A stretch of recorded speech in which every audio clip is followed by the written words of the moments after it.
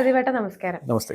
Back മീഡിയയില് രോഹിത്തേട്ടനും പ്രദീപേട്ടനും കൂടി ആയിട്ടുള്ള ഒരു ചർച്ചയില് ഞാനിങ്ങനെ ഒരുപാട് കമന്റ്സ് ഇങ്ങനെ വരുന്നത് കണ്ടായിരുന്നു. ശിവോഹത്തിനെ കുറിച്ചായിരുന്നു ആ ചർച്ച. ഓക്കെ. കമന്റ്സ് വന്നിരുന്നത് എനിക്ക് ഭയങ്കര അത്ഭുതപ്പെടുത്തി. ആളുകൾ ഇങ്ങനെ വന്ന് കമന്റ് ചെയ്യുമ്പോഴേക്കും ആളുകൾ പറയുന്നത് അതായത് വലിയ വലിയ ഗുരുക്കന്മാരൊക്കെ ചെയ്തിരുന്ന ശിവോഹം പ്രൊട്ടക്ഷൻ ഈ സാധാരണക്കാരിലേക്ക് എത്തിക്കുമ്പോഴേക്കും എന്താ പറയാ, അവർക്ക് ഭയങ്കര സന്തോഷമാവണം, നമുക്കും കൂടി ആ ഒരു പ്രൊട്ടക്ഷൻ ലഭിക്കുന്നുണ്ടല്ലോ എന്ന് ആലോചിച്ചിട്ട്. അപ്പോ പ്രദീപേട്ടന് എന്തെങ്കിലും ചലഞ്ചസ് ഫീൽ ചെയ്തിട്ടുണ്ടായിരുന്നു? ശരിക്കും ചിത്ര, ഇവിടെ ഇപ്പം നോർമലി നമ്മളെല്ലാവരും ശിവന്റെ മഹാദേവന്റെ ഓരോ അംശങ്ങളാണ് അല്ലേ? അപ്പോൾ നമ്മൾക്ക് എല്ലാവർക്കും ചൈതന്യമുണ്ട്. ഈ ചൈതന്യത്തിന് അടുത്ത ലെവൽ എത്തിക്കുക എന്നുള്ളതാണ് ഗുരുക്കന്മാർ ചെയ്യുന്നത് അല്ലേ? അപ്പോൾ ഗുരു പരമ്പരയിൽ പോവുക, ഗുരുക്കന്മാരോട് നിൽക്കുക, അവർ പറയുന്ന കേൾക്കുക, അവർ പറയുന്ന കേട്ട് ക്ഷമയോടെ നിൽക്കുമ്പോഴാണ് നല്ല ശിഷ്യനാണെന്ന് തോന്നുമ്പോൾ തരുന്ന കുറേ ടെക്നിക്കുണ്ട്. ഇത് എത്തിപ്പെടുക എന്നുള്ളതാണല്ലോ എല്ലാവരും ചെയ്യുന്നത്. ഒരു പ്രീമിയം പാക്കേജ് ഒക്കെ അതെ അതെ അതെ. ആ ഗുരുക്കന്മാരുടെ സന്തോഷത്തിന് നിന്ന് ഗുരുക്കന്മാരിൽ ഈ നല്ല ശിഷ്യനാണ് എന്ന് മനസ്സിലാക്കി ആണ് എല്ലാ ടെക്നിക്കും പറയുന്നത്. അല്ലെങ്കിൽ എല്ലാവരും പറഞ്ഞു തരണമെന്നില്ല. ഇവിടെ സദ്യോജാത വാമദേവ അഘോര തത്പുരുഷായ എന്ന് പറയുന്ന പല ഭാവങ്ങളാണ് മഹാദേവന്റെ. 7 ഭാവങ്ങളെ സ്വാംശീകരിച്ച് 5 ദിശകളിൽ നിന്നുള്ള എനർജിയെ പൂർണ്ണമായും ഒരു പ്രൊട്ടക്ഷൻ കവചം തീർക്കുക എന്നുള്ളതാണ്. അപ്പോൾ ഇതൊക്കെ മനസ്സിലാക്കുന്നതിന് മുൻപ് സാധാരണ രീതിയിലൊരു പയ്യനെ പോലെ ഞാൻ പലയിടത്തും അലഞ്ഞിരുന്നിട്ടുണ്ട്. നല്ലൊരു ഗുരുവിനെ കാണുക, ഗുരുവിൻ്റെ ശിക്ഷണം വേണം, അല്ലെങ്കിൽ ഗുരുവിൻ്റെ ഒരു പ്രൊട്ടക്ഷൻ വേണം എന്നുള്ള സംഭവം. നമുക്കൊരു വേദന വരുമ്പോഴാണല്ലോ നമ്മളിതൊക്കെ ഓടിപ്പോകുന്നത്. അതുവരെയും നമ്മൾ എന്തൊക്കെയാണെന്നുള്ള വിചാരത്തിൽ പോകുന്നു. പക്ഷേ ദൈവനിയോഗം കൊണ്ടോ, അല്ലെങ്കിൽ എൻ്റെ അച്ഛനും അമ്മയും ചെയ്ത നല്ല കാര്യങ്ങൾ കൊണ്ടോ, അല്ലെങ്കിൽ എൻ്റെ കഴിഞ്ഞ ജന്മത്തിൽ ഞാൻ ചെയ്ത നല്ല കാര്യങ്ങൾ കൊണ്ടോ, ഈ ജന്മത്തിൽ ഞാൻ വലുതായിട്ട് നല്ല കാര്യങ്ങൾ ചെയ്യണമെന്ന് വെച്ചാൽ എനിക്കറിയില്ല, ഞാനിവിടെ എത്തിപ്പെട്ടു എന്നുള്ളതാണ്. അപ്പോൾ അന്ന് ഞാൻ മനസ്സിലാക്കുന്നത്,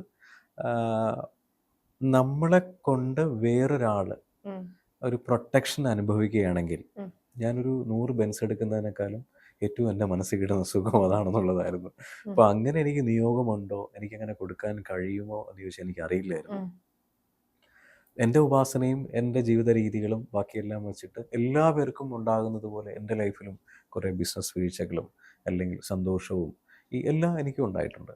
അപ്പോൾ ആ വീഴ്ചകളിൽ നിന്ന് ഞാൻ എന്നെ മനസ്സിലാക്കി എനിക്കൊരു ഇന്നി വീഴാതെ എങ്ങനെ മുന്നോട്ട് പോകാം.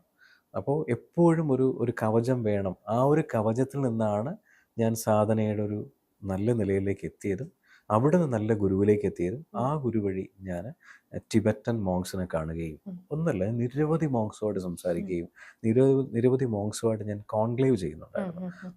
വേദിക് ഹിന്ദു ധർമ്മ സെനറ്റ് എന്ന കോൺക്ലേവ് ഞാൻ സിംഗപ്പൂർ ക്രൂയിസിൽ ചെയ്തു. ബാങ്കോക്കിൽ ഞാൻ ഹിന്ദു കോൺക്ലേവിൻ്റെ ഒരു ഇൻ്റർനാഷണൽ പ്രോഗ്രാം ചെയ്തു. അപ്പോൾ ഇവിടെയൊക്കെ ഞാൻ മിംഗ്ലയിൽ നിൽക്കുന്ന ഓരോ ഗുരുക്കന്മാരെയും ഞാൻ ഒബ്സർവ് ചെയ്യുമായിരുന്നു. ഇതിൽ ആരാണ് എൻ്റെ ഗുരു, ആരാണ് എൻ്റെ ഗുരു, ആരാണ് എൻ്റെ ഗുരു എന്ന്. പക്ഷേ ഒരിടത്തും എനിക്ക് ഉത്തരം കിട്ടിയിട്ടുണ്ടായിരുന്നില്ല. ഒരു ഗുരു എനിക്ക് ഓൾറെഡി ഉണ്ട്. ആ ഗുരു പരമ്പരയിൽ ഞാൻ പോകുന്ന സമയത്ത് ഒരു അത്ഭുത വിദ്യകൾ പഠിക്കണമെന്ന് ആഗ്രഹത്തിൽ പോയതാണ്. എല്ലാവർക്കും ആഗ്രഹം ഉണ്ടാവുമല്ലോ, നമുക്ക് അത്ഭുത വിദ്യ പഠിക്കണം. അല്ലെങ്കിൽ എൻ്റെ ആഗ്രഹം ശരനൂല് പഠിക്കണമെന്നായിരുന്നു. ശരനൂല് എന്ന് പറഞ്ഞു കഴിഞ്ഞാൽ സാക്ഷാൽ മഹാദേവൻ പാർവതി ദേവിക്ക് കൊടുത്തതും പാർവതി ദേവി 18 സിദ്ധന്മാർക്ക് കൊടുത്തതുമായ ശരനൂല് നമ്മൾ സംസാരിക്കുമ്പോൾ നമുക്ക് ശരം ചേഞ്ച് ചെയ്യാം.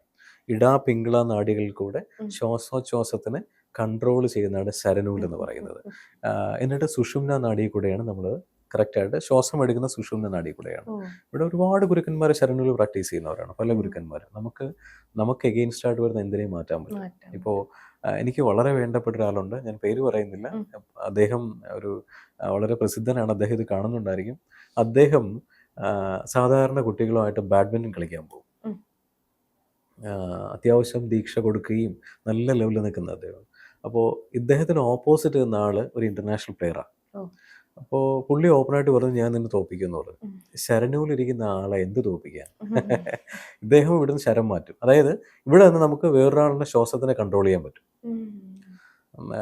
ശ്വാസത്തിനെ കൺട്രോൾ ചെയ്യുന്ന സമയത്ത് ഈ ബാഡ്മിൻ്റൺ നമ്മളിങ്ങനെ സ്മാഷ് ചെയ്യുന്ന സമയത്ത് ഇവിടെ വരുമെന്ന് വിചാരിക്കും, പക്ഷെ ഇപ്പുറത്ത് വരും.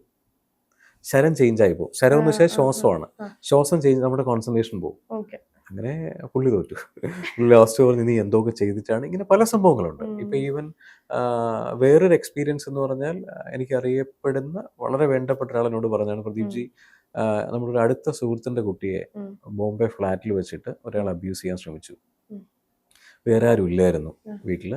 എന്തോ സാധനമായിട്ട് വന്നൊരാൾ പെട്ടെന്ന് റൂമിലേക്ക് വരികയും ആ കുട്ടി റൂമിൽ കയറി ഓടിയതിന് ശേഷം ആ കുട്ടി ആദ്യം വിളിച്ചത് ഇദ്ദേഹത്തിനായിരുന്നു. ഒരു റിലേറ്റീവ്സ് എന്തോ ആണ്. ഇദ്ദേഹം വളരെ പെട്ടെന്ന് ഇദ്ദേഹത്തിൻ്റെ ഗുരുവിനെ വിളിച്ചു പറഞ്ഞു. ഗുരു പറഞ്ഞു, ഒന്നുകൊണ്ടും പേടിക്കണ്ട, ഒരു 5 മിനിറ്റ് കഴിഞ്ഞ് ഡോർ തുറക്കാൻ പറയുമെന്ന് പറഞ്ഞു. ചിലപ്പം ആ ചെയ്യിപ്പിക്കുന്ന ആൾ ഇത് കേൾക്കുന്നുണ്ടായിരിക്കും. എനിക്ക് അദ്ദേഹത്തിൻ്റെ പേര് പറയാൻ നിർവാഹമില്ല. നമുക്കെല്ലാം വളരെ അറിയപ്പെടുന്ന ആളാണ്. അദ്ദേഹം മീഡിയയിലേക്ക് വരില്ല.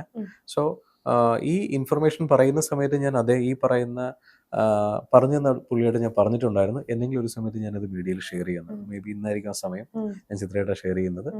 ആ കുട്ടി ഡോർ തുറന്ന സമയത്ത് ഈ ഗുരു അവിടെ നിന്ന് അദ്ദേഹത്തിനെ ശരം ചേഞ്ച് ചെയ്തു. ഡോർ തുറന്നു, അദ്ദേഹം വീഴുന്നു.